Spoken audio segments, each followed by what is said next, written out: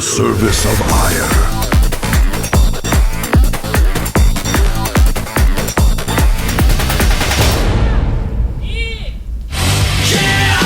Welcome to the evening session of Code A. This is the round 2 matches. Whoever wins tonight will go on to round 3, where they will have a shot at getting that Code S spot. How are you doing tonight, Caldor? I'm pretty excited. We just had a mild case of who let the dogs out at the studio. Yeah, we certainly did. I could not believe that. I think it is actually the Startail dog once again, isn't it? Yeah, it is. And you know what? I gotta say, this dog is always loose in the studio. They gotta get this guy under control. There was this small furballs just racing across the studio, and some of the GOMS girls tried to chase it down. But that was a smart dog. Every single time that someone got into the way, it was like, no. Did you see when I came in, I immediately figured out what was going on. I was like, all right, I'll be the hero. Yeah, but he wasn't. Listen, that dog is far from a wolf, man. It's definitely a different breed. No. That's a wolf appetizer. Yeah, basically. It was brilliant. I could eat 3.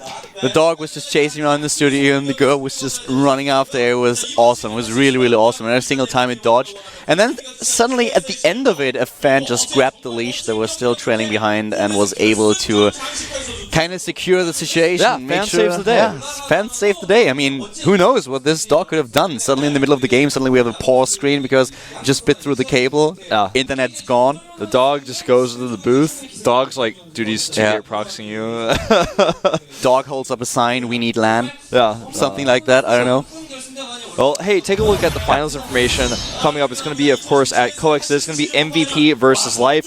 Spoiler alert, a little bit too late if you haven't watched that yet. What are you doing? What are you doing? Seriously, what are you doing? Why didn't you watch that yet? It was crazy, especially, of course, the games between Rain and MVP. That was something that a lot of people did not actually expect, but I was happy. I was really happy. I was rooting for MVP there, and it was a tough battle, but in the end, he pulled through. Today, though, we have the...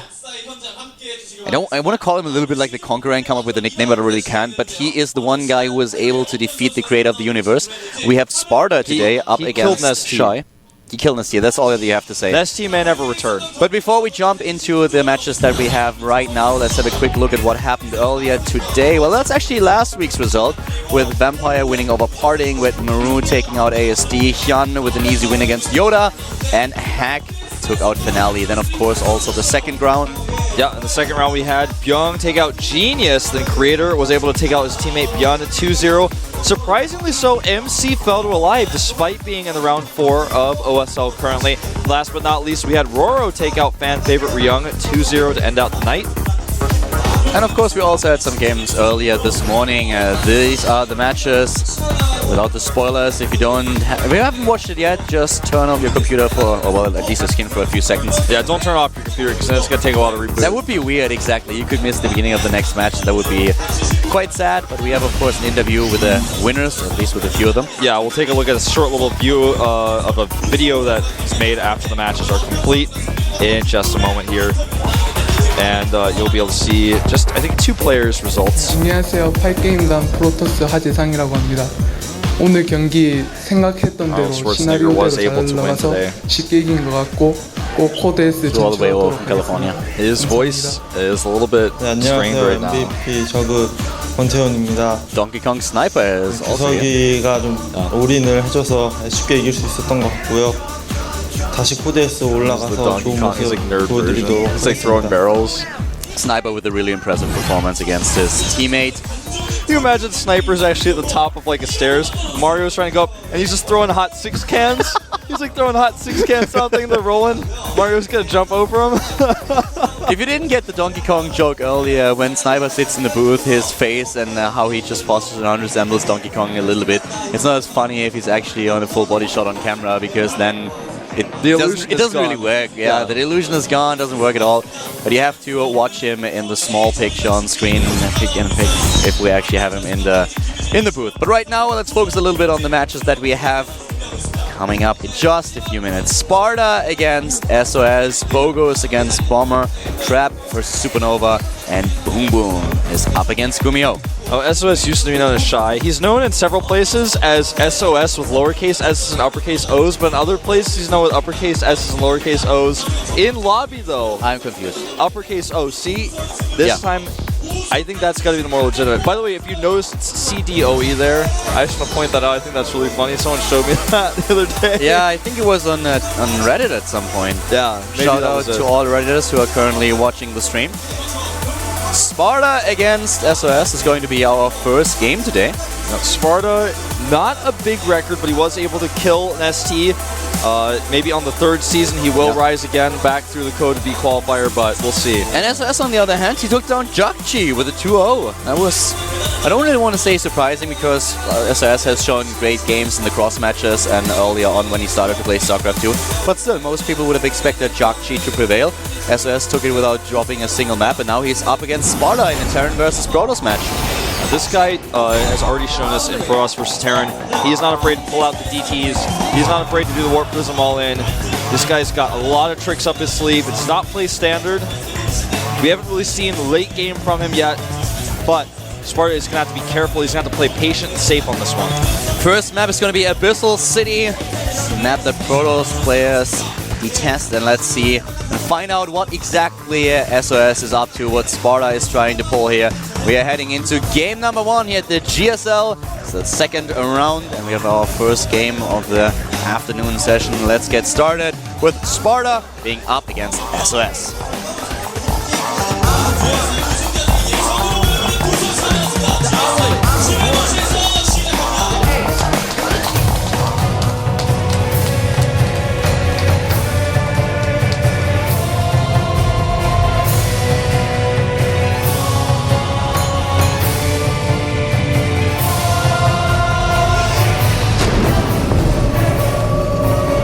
Starting to the left side, we have the player for StarTale, starting in red, the Terran who calls himself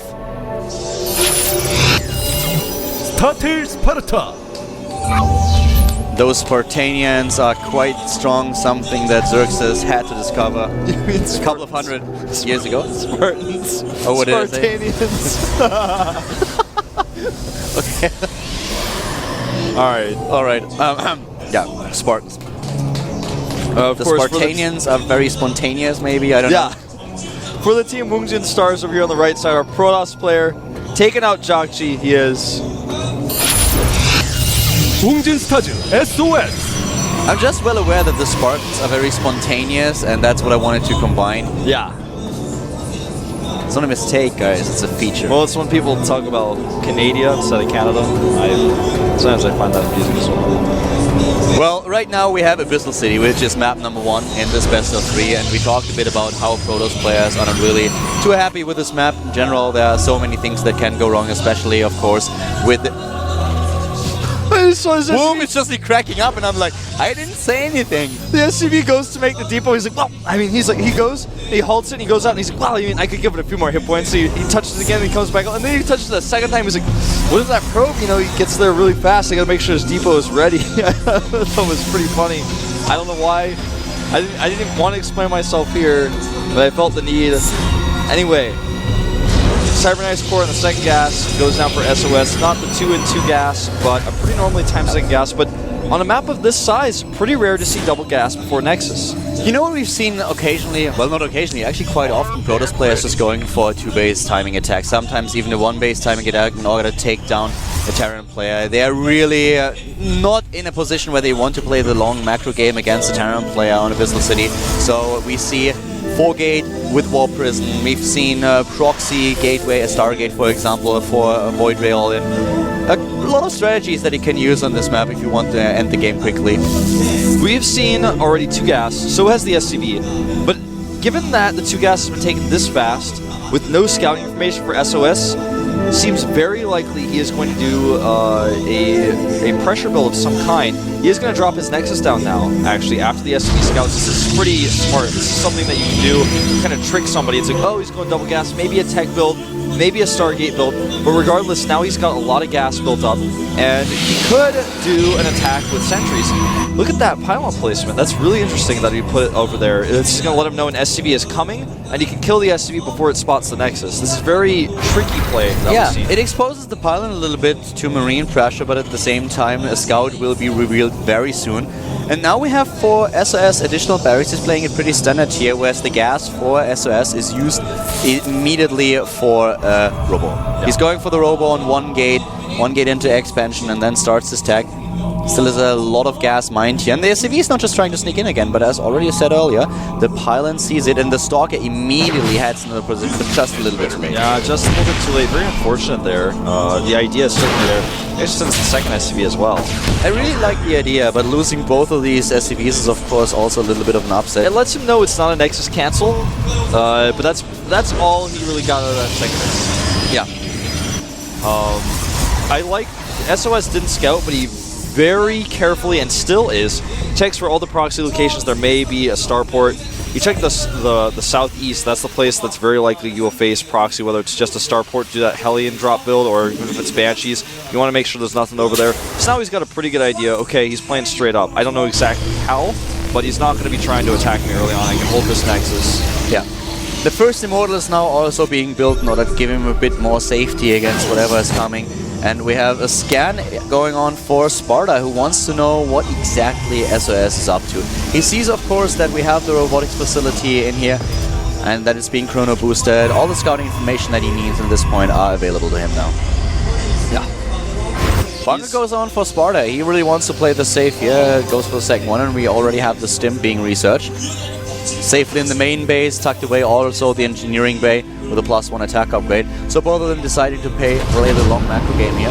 And I'm actually really excited to see a long macro game between Terran and the Protoss. Oh nice, using the Pylon now on the low ground, wants to apply at least a little bit of pressure. And this Immortal is walking straight across the map. Yeah, he's actually going to try to fight with the Immortal on the low ground. This is a build that was popularized for a while, months ago. He's going to cancel out Pylon. But now he tries to find an opening at the front, but there's already bunkers set up. There's no way for this to really work out for him. No, he can't really push through here, can he? The Marines are certainly available. They just have to walk down to the low ground, and here they are, manning the bunkers. There's just no way for him to warp onto the high ground. This is what he originally intended to do. Yep, he wanted to warp onto the high ground, grab the instant sentries, and use the Immortal to just damage any structures that may be nearby. Second Pylon does finish up, and he will be able to use that later on with the second Observer that comes out. Stim is nearly completed, and as soon as Stim is done, there's just no way for SOS to break through here. This is really nice, though. That was a very good force field. Now he can kill all those SCVs without taking any damage at all. Well, the sentries, it took a few hits, but yeah, he lost one Zealot, but it's not enough to make 8 Harvesters have been killed. Pylon is down as well, by the way. Does not have the ability to warp, and now with the just arriving Observer, tries to find something. Yeah, he tries to find an opening in some spot where he could warp in, but it's just not gonna happen. And now at the same time, SOS is just happy to continue his pro production. He's already far ahead in the work account compared to the Terran player. So this was a really nice poke. He takes off a few SCVs. He doesn't lose anything with it. Yeah. 8 SCVs killed in total. Now, from here, he has already gotten his Forge up. He's got his Fire Council. He's going for the 1 Forge build. Really popular, actually. Casper players are liking the 1 Forge build a lot more than the double Forge Creator type build right now. It's just something I've noticed from watching them play. It's a little bit safer. You don't feel as vulnerable. You have your blink out. You can defend against drop pressure. The Observer is still in the base, and, well, maybe it's a natural for SOS, so he knows exactly what's going on. He sees the amount of Harvesters that are there too. And, of course, at this point, he just falls back a little bit. The medevac timing is happening as we speak, and this is when you are really uncomfortable as a post player to still stick around and try to contain your opponent. As soon as there's a small force in your back and you are being flanked by 2 armies, it's very hard to escape without suffering severe losses. So SOS just retreats for now. He knows that he already did enough damage with his early pressure. Was really successful here, but Sparta, of course, is not out of the picture yet. He's going for Marine Marauder, gets those upgrades that Wolf just talked about, and he's up against a very strong gateway composition. SOS losing the forward pylon supply blocks him a little bit, but it's not too bad. I mean, right now he achieved everything he wanted to, gets the armor upgrade and even the blink.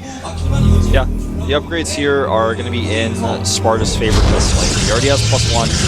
+1 armor is halfway done. The +1 armor for SOS is going to be done, and +1 attack for him is very behind. He will catch up slowly but steadily with Chrono Boost. Oh, a nice blink forward. This is why having the Watchtower is so critical, even if he picks off a Marine.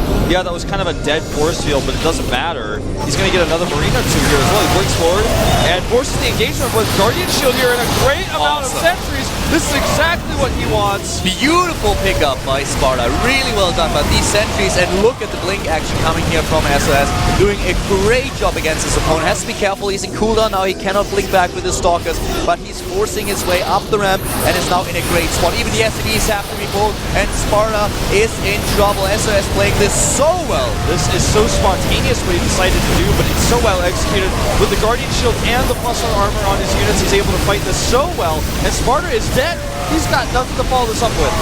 Was really well played by SOS. Great aggression, great micro, awesome force fields that we've seen. This blink forward and the pickup at the medivac that initiated things was already beautiful to watch. Then Sparta was able to save so many of his units, but in the end, the Protoss player is just putting so much pressure onto Sparta from the beginning of this game.